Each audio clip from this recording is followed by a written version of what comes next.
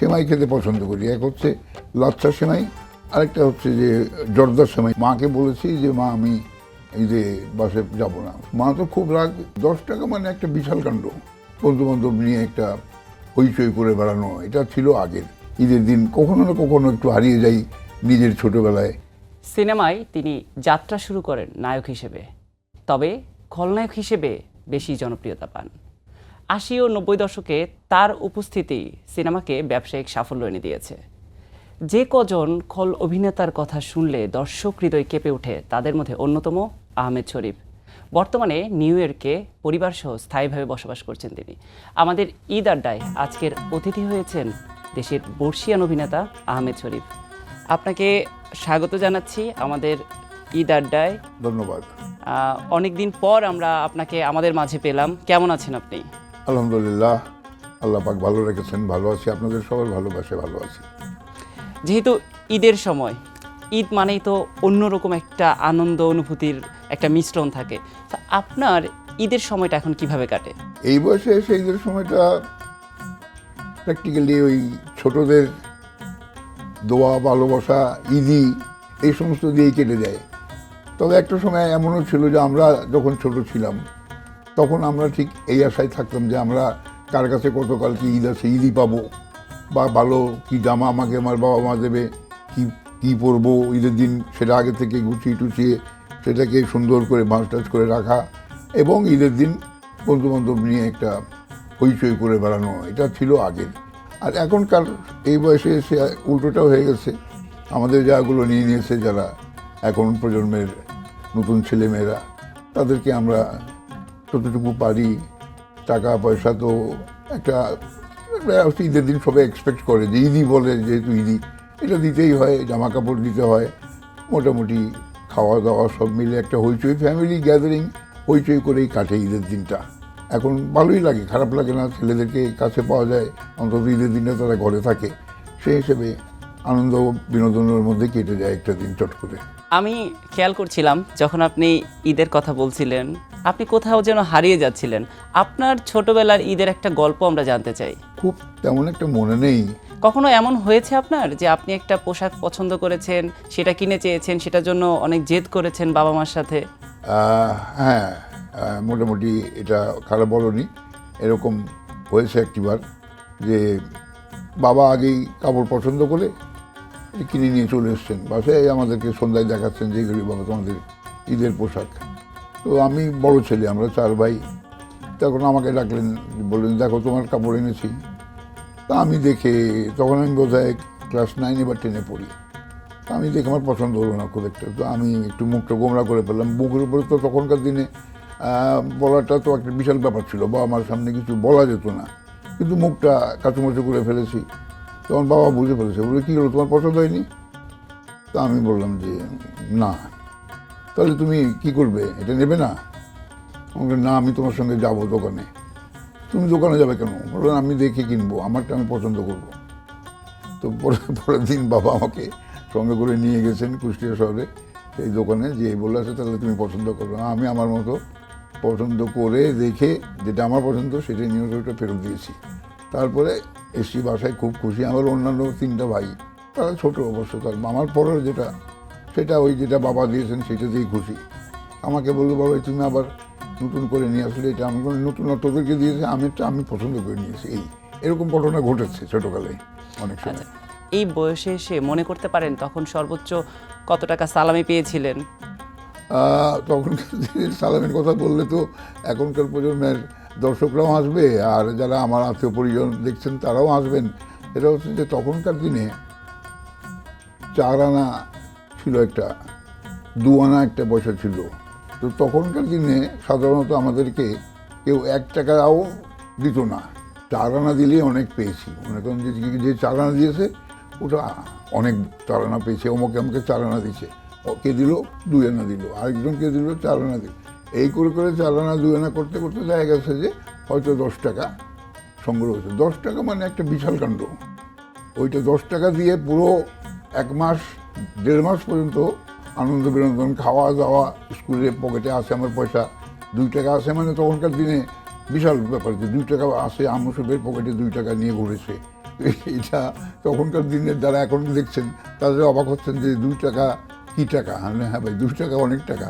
2 টাকায় তখনকার দিনে অনেক কিছু করা যেত, অনেক খাওয়া যেত।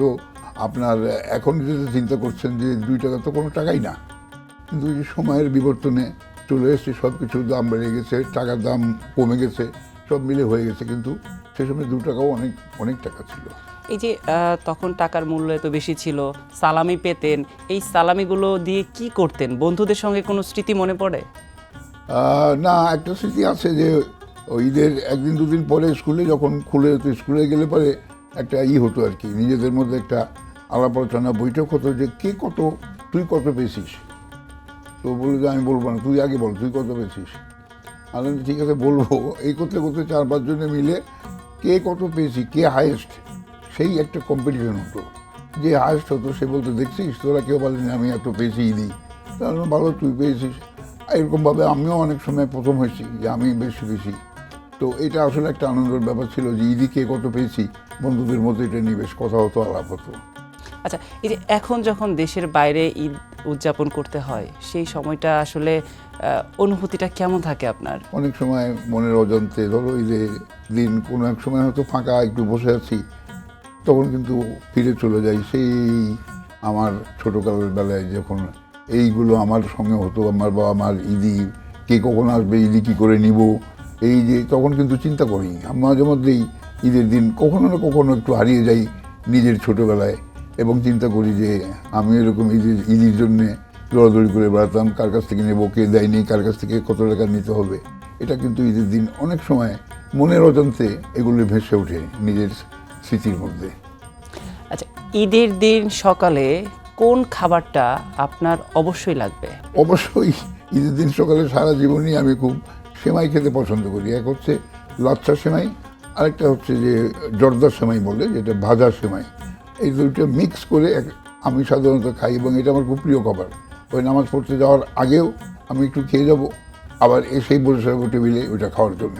এটা আমি সবসময়, আমার এই ঈদের দিন সময় খেতে আমার সব থেকে মজা লাগে। কুষ্টিয়ার সেই ছোট্ট আহমেদ শরীফ, পরবর্তীতে যখন পর্দা কাঁপানো অভিনেতা আহমেদ শরীফ, এই পর্দা কাঁপানো অবস্থায় যখন আপনার জীবনে ঈদ আসতো, তখন কুষ্টিয়ায় যখন যেতেন, তখন আসলে পরিবেশটা কেমন থাকতো? অন্তপক্ষে তো তখন ব্যস্ততার মধ্যে হয়তো এখানে কাজ করতে করতে ঈদের দিন একদিনের জন্য কুষ্টিয়া গেলাম। বাবা মা রয়েছেন, তাদের সঙ্গে আত্মীয় পরিজন, বেশ একটা তাড়াহুড়োর মধ্যে দিয়ে সময় কেটে যেত। সবাই মানে চাইতো যে আমি আত্মীয় স্বজনরা তাদের বাসায় যাই, যেতাম প্রত্যেকের বাসায়। আমার চাচা, আমার মামা, ফুপু, বোন, সবার বাসায় যেতাম। সবার বাসায় একটু ঈদের খাওয়া, কেউ দিনের খাওয়াচ্ছে, কেউ রাতে খাওয়াচ্ছে। জিজ্ঞেস করতো তুই আবার কবে যাবি। আমার শুটিং আছে পরশু থেকে, আমি আবার কাল চলে যাবো ঢাকায়। তো একটা ব্যস্ততার সময় কাটতো, ঈদের আনন্দটাও পেতাম, আবার সেই সঙ্গে নিজে আবার কাজ ফিরবো, আমার শুটিং আছে, কাজে ফিরবো, সেটাও একটা নিজের মধ্যে কাজ করতো, দায়িত্বটা ভালো লাগতো। আগে তো হচ্ছে দেখতাম, এখনও আমরা যেটা দেখি, আসলে ঈদ কেন্দ্রিক সিনেমা মুক্তির প্রবণতা কিন্তু অনেক বেশি। তো আপনি যে সময়টাতে আসলে পর্দা কাঁপিয়েছেন 80-90 দশক, সেই সময়টাতেও কিন্তু ঈদে প্রচুর সিনেমা মুক্তি পেত। তো সে সময়ে আসলে ঈদের ব্যস্ততা কিন্তু আপনাদের সিনেমা কেন্দ্রিক বেশি থাকতো।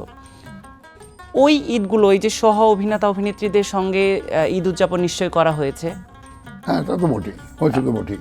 কোনো স্মৃতি যদি আমাদের সঙ্গে শেয়ার করেন। মনে নেই ছবির নামগুলো, আসলেই তো অনেক দিনের ব্যাপার। তবে একবার একটি ছবি ঈদে আমার মুক্তি পাওয়ার কথা, এবং এই ছবির মুক্তি পাওয়ার কারণে আমার খুব মনে আছে যে সেবার আমি আর দেশে যাইনি।